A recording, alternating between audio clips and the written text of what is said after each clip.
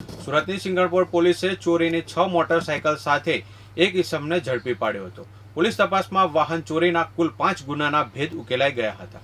મળતી માહિતી મુજબ સુરત શહેરમાં સિંગણપોર પોલીસની ટીમ સિંગણપોર ગોગા મહારાજના મંદિર પાસે બાઇક પર પસાર થતા જીગર પ્રવીણભાઈ સરવૈયાને ઝડપી પાડ્યો હતો.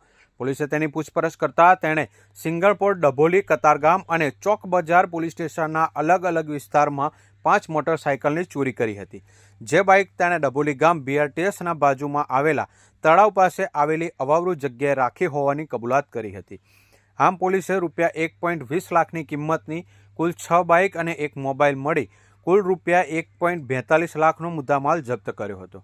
પોલીસ તપાસમાં સિંગણપોર, ડભોલી પોલીસ સ્ટેશનના 3, કતારગામ પોલીસ સ્ટેશનનો 1 અને ચોક બજાર પોલીસ સ્ટેશનનો 1 મળી વાહન ચોરીના કુલ 5 ગુનાનો ભેદ ઉકેલાઈ ગયો હતો.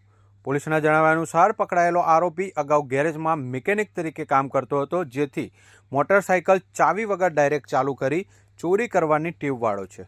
આ મામલે પોલીસ દ્વારા કાયદેસરની કાર્યવાહી હાથ ધરવામાં આવી હતી.